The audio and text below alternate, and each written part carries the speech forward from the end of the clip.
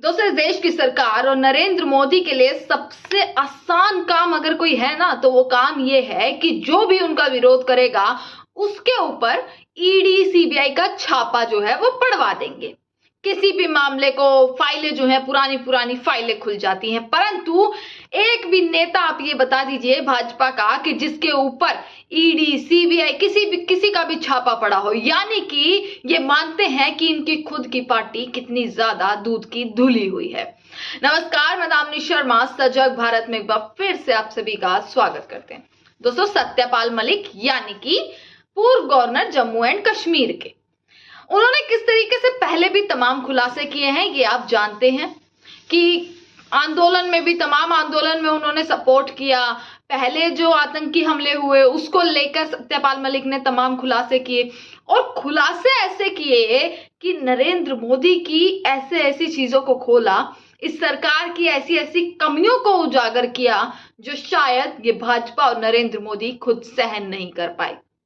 सत्यपाल मलिक पहले भी गवर्नर जो है वो रहे, परंतु पहले कभी ये तमाम खबरें सुनने को नहीं मिली कि ईडी सीबीआई का छापा पड़ा या कोई फाइल उनकी खुल गई कि इतने घोटालों में जो है वो शामिल थे।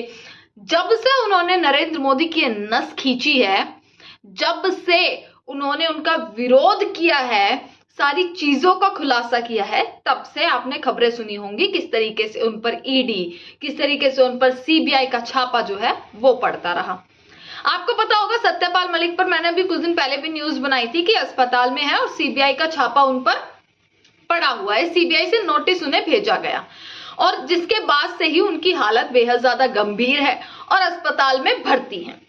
आज सत्यपाल मलिक ने एक बड़ी खबर दी है और जब मैं वो पढ़ने जाऊंगी तो आप खुद सोचिएगा कि इंसान की हालत इतनी गंभीर है, और इस गंभीर हालत में जो शब्द उन्होंने लिखे हैं, उन्होंने साफ साफ लिखा है कि मैं सच लिख रहा हूं, क्योंकि मुझे नहीं पता कितना समय मेरे पास है, कितना समय मेरे पास नहीं है, मेरी हालत बेहद ज्यादा गंभीर है। वो पूरा ट्वीट दोस्तों मैं आज आपको सुनाने वाली हूं। सत्यपाल मलिक ने एक बार फिर से इस सरकार का पोल पट्टी, इस सरकार की करतूतों का खुलासा किया है, जो ये सोचते हैं कि ये देश के सामने कभी उजागर नहीं होंगी। परंतु अब धीरे धीरे नरेंद्र मोदी का, भाजपा सरकार का काला चिट्ठा खुल रहा है। चाहे वो खुद इनके मंत्री हों, जैसे कि विदेश मंत्री ने ऑपरेशन सिंदूर को लेकर किस तरीके से पाकिस्तान को जानकारी दी, वो बयान हो, सीडीएस का बयान हो, जिन्होंने विदेश इंटरनेशनल मीडिया में एक इंटरव्यू दिया जिसमें वो कह रहे हैं कि भाई ये जरूरी नहीं कि कितने फाइटर जेट्स जो है वो गिरे, कितना हमला हुआ, बट क्यों गिरे ये सबसे ज्यादा जरूरी है। क्या ऐसी कमियां थी, सीडीएस ने इनका खुलासा किया। विजय माल्या का भी एक पॉडकास्ट आया, उन्होंने खुलासा कर दिया। मतलब 11 साल बेमिसाल अब कहीं ना कहीं धरा का धरा रह गया। दोस्तों, शुरुआत ये करते हैं, सत्यपाल मलिक ने एक बार फिर से एक ट्वीट किया है और वो ट्वीट काफी गंभीर ट्वीट है। आपको बता देते हैं, सीबीआई ने जो है वो चार्जशीट फाइल करी थी सत्यपाल मलिक पर। मई 2025 की ये खबर रही कि भाई सत्यपाल मलिक पर चार्जशीट जो है वो फाइल करी गई थी। और जो करप्शन का केस था, वो करप्शन का केस था किरू हाइडल करप्शन केस था, भ्रष्टाचार का केस था, जिसमें सत्यपाल मलिक के साथ साथ 7 लोगों पर चार्जशीट फाइल करी गई। और ये बोला गया है ये पूरा घोटाला जो है, पूरा मामला 2200 करोड़ का पूरा घोटाला है, जिसमें सत्यपाल मलिक शामिल थे। इसको लेकर सीबीआई ने चार्जशीट फाइल करी, जिसके बाद सत्यपाल मलिक ने एक ट्वीट भी किया था। अस्पताल में गंभीर हालत में उन्होंने वहां से एक ट्वीट भी किया था कि मुझे डर नहीं है, जो सच है वो सामने आएगा। उसके बाद आज सत्यपाल मलिक ने फिर एक ट्वीट किया है, वो ट्वीट मैं आपको यहां पर पढ़कर बता रही हूं। नमस्कार साथियों, मैं पिछले लगभग 1 महीने से करीब अस्पताल में भर्ती हूं और किडनी की समस्या से जूझ रहा हूं। परसों सुबह से मैं ठीक था, लेकिन आज फिर से आईसीयू में शिफ्ट मुझे करना पड़ा। मेरी हालत बहुत गंभीर होती जा रही है। मैं रहूं या ना रहूं, इसलिए अपने देशवासियों को सच्चाई बताना चाहता हूं। सच की बात उन्होंने यहां पर लिखी और सच्चाई बताते हुए उन्होंने साफ लिख दिया, मुझे नहीं पता भाई मेरे पास कितना वक्त है, कितना वक्त नहीं है, पर इस देश की जनता को यह जानना जरूरी है कि आखिरकार सच क्या है। जब गवर्नर के पद पर था तो उस समय मुझे 150 करोड़ रुपए की रिश्वत की पेशकश की। पेशकश भी हुई, परंतु मैं मेरे राजनीतिक गुरु किसान मसीहा स्वर्गीय चौधरी चरण सिंह जी की ईमानदारी से काम करता रहा और वो मेरा ईमान वो कभी डिगा नहीं सके। जब मैं गवर्नर था उस समय किसान आंदोलन भी चल रहा था। मैंने बगैर राजनीतिक लोभ लालच के पद पर रहते हुए किसानों की मांग को उठाया। फिर महिला पहलवानों के आंदोलन में जंतर मंतर से लेकर इंडिया गेट तक उनकी हर लड़ाई में मैं उनके साथ रहा।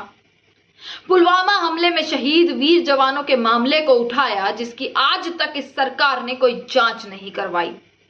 सरकार मुझे सीबीआई का डर दिखाकर झूठे चार्जशीट में फंसाने के बहाने ढूंढ रही है। जिस मामले में मुझे फंसाना चाहते हैं उस टेंडर को मैंने खुद निरस्त किया था। मैंने खुद प्रधानमंत्री जी को बताया था इस मामले में करप्शन है और उन्हें बताने के बाद मैंने खुद उस टेंडर को कैंसिल किया। मेरा तबादला होने के बाद मैं किसी अन्य के हस्ताक्षर से यह टेंडर हुआ। मैं सरकार को और सरकारी एजेंसियों को बताना चाहता हूं कि मैं किसान कौम से हूं। मैं ना तो डरने वाला हूं और ना ही झुकने वाला हूं। सरकार ने मुझे बदनाम करने में पूरी ताकत लगा दी।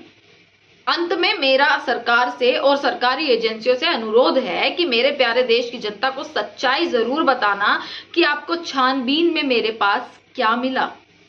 हालांकि सच्चाई तो यह है कि 50 साल से अधिक लंबे राजनीतिक जीवन में बहुत बड़े बड़े पदों पर देश सेवा करने का मौका मिलने के बाद आज भी मैं एक कमरे के मकान में रह रहा हूं और कर्ज में भी हूं। अगर आज मेरे पास धन दौलत होती तो मैं प्राइवेट हॉस्पिटल में इलाज करवाता। सत्यपाल मलिक, पूर्व गवर्नर। दोस्तों, ये जो मैंने आपको बयान सुनवाया है ना, ये बयान सत्यपाल मलिक का है। उन्होंने साफ लिख दिया इस चीज को कि देखिए, मेरे को नहीं पता, मैं जिस तरीके से मेरी हालत जिस तरीके से गंभीर होती जा रही है, मैं ये नहीं जानता कि मेरे पास कितना समय बचा है, क्या मेरे पास समय है, कितना समय मैं अभी मेरे को सही होने में लगेगा, सही होऊंगा भी या नहीं होऊंगा, क्योंकि जिस तरीके से मैं किडनी की समस्या से जूझ रहा हूं। पर मैं ये चाहता हूं कि मैंने कुछ गलत नहीं किया। मुझे ये पता है कि इन देश के लोगों को सच्चाई जानने का अधिकार है। उन्होंने कहा कि मैं सब कुछ सच बोल रहा हूं कि भाई क्या क्या चीजें जो उन्होंने अपने ट्वीट में लिखी है कि आप जांच करवाएं, आप जांच के बाद ये फैसला ले कि क्या है। दोस्तों, आपको पता होगा सत्यपाल मलिक के घर पर भी छानबीन हुई थी, चाहे उनका वो दिल्ली वाला घर हो, चाहे वो उनका जम्मू कश्मीर वाला घर हो। यहां पर भी छानबीन की गई थी, वहां पर भी पूरी छानबीन की गई थी। जब आपको पता होगा कि एक बार ईडी का भी छापा जो है वो उनके घर पर डाला गया था और छानबीन पूरे तरीके से हुई थी, परंतु तब कुछ नहीं मिला था। उसके बाद फिर एक नोटिस उनके पास गया था, उसके बाद फिर अब सीबीआई ने चार्जशीट जो है वो दायर कर दी है, चार्जशीट फाइल कर दी है उनके ऊपर। दोस्तों, सत्यपाल मलिक का ये ट्वीट कहीं ना कहीं अब तमाम सवाल खड़े करता है नरेंद्र मोदी पर कि आखिरकार एक पूर्व गवर्नर जब गवर्नर थे तो उन्हें इतनी पेशकश की जाती थी, जैसे उन्होंने बताया कि रिश्वत की पेशकश की जाती थी, और कभी सामने नहीं आया कि कोई घोटाले में शामिल थे या कुछ था। परंतु जब से वो गवर्नर पद से हटे, उन्होंने किसानों का साथ दिया, उन्होंने पहलवानों का साथ दिया, उन्होंने जो पुलवामा हमला हुआ था उसको लेकर बार बार वो सामने आए। मैंने खुद उनका इंटरव्यू लिया, उन्होंने खुद अपनी बातें ये कही। 2 से 3 बार मैं उनका इंटरव्यू कर चुकी हूँ पर्सनली, और हमेशा उन्होंने कहा कि इस चीज की जांच करवाइए, इस चीज की जांच करवाइए, पर वो फाइल आज तक नहीं खुली। क्या इस सरकार में दम है? क्या इस सरकार में इतनी हिम्मत है? क्या इस सरकार की इतनी हैसियत है कि वो उस फाइल को भी खुलवा दे? जिस तरीके से दूसरे लोगों के घोटाले, चाहे विपक्ष में बैठे लोग हैं, उनके घोटालों की फाइलें एकदम से खुल जाती हैं, उनके पुराने फाइलें उनकी खुल जाती हैं। जब विरोध किया जाता है तो उनके यहाँ छापा डाल दिया जाता है, परंतु अपने नेता, अपने मंत्री की कोई फाइल नहीं खुलती। इस देश के तमाम मुद्दे जिस पर इस देश की जनता बार बार सवाल खड़े करती है कि हमें जवाब दीजिए, उस पर कोई फाइल नहीं खुलती। क्या है इनकी ये हैसियत, क्या है इनमें ये दम कि वो इन फाइलों को भी खोलें और दिखाए सामने इस देश को कि आखिरकार सच क्या है? दोस्तों, इसी के साथ सत्यपाल मलिक के पक्ष में भी कुछ लोग हैं, वहीं उनके विरोध में भी कुछ लोग हैं। कुछ लोगों के ट्वीट्स मैं पढ़ रही थी जो ये कह रहे हैं कि भाई आईसीयू में भर्ती हैं, फोन तुम्हारे पास है, कैसे आप फोन चला रहे हो, कैसे आप ट्वीट कर पा रहे हो, कैसे आपके पास इतनी हिम्मत है कि आप ट्वीट कर सकते हो, उनको धोखेबाज, और पता नहीं क्या क्या मतलब लोगों के ट्वीट्स थे। एक दो ट्वीट्स जो है वो मैं आपको यहाँ पर पढ़वा रही हूँ। एक ने लिखा है, ईश्वर आपकी हर हाल में मदद करेंगे, आपके इस सार्वजनिक संदेश ने आपको महान बना दिया है। आप यकीन माने इतिहास में मोदी जी की जगह सावरकर के जैसी होगी। एक देखिए, ये जिस तरीके के ट्वीट लोग करते हैं कि आपकी हालत इतनी खराब है, चलो मान लिया, तो ये क्यों लिख रहे हो, सीबीआई की जांच से आप लोग डर गए, ये तमाम चीज जो है वो लोग लिख रहे हैं। और यहाँ पर एक दो चीज मैं और दिखा रही हूँ कि आपका जीवन पूरी तपस्या और त्याग से भरा है, आप जीवित किंवदंती बन चुके हैं, भगवान अच्छे लोगों के साथ बुरा नहीं करते। पर कुछ लोग कह रहे हैं आप ईडी सीबीआई के डर से हॉस्पिटल में भर्ती हो गए, उनके मुंह पर आप तमाचा मारिए और ईडी सीबीआई के ऑफिस हो आइए, आप हमारे हीरो हैं। ये तमाम चीजें हैं, तमाम ट्वीट्स है दोस्तों, बहुत सारे ट्वीट्स हैं, विरोध में भी हैं, पक्ष में भी हैं।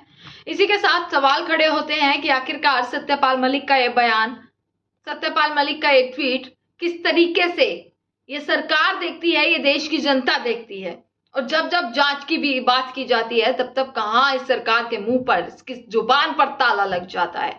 तमाम खबरें आप तक पहुंचाते रहेंगे, देखते रहिएगा सजग भारत। आपका बहुत बहुत शुक्रिया।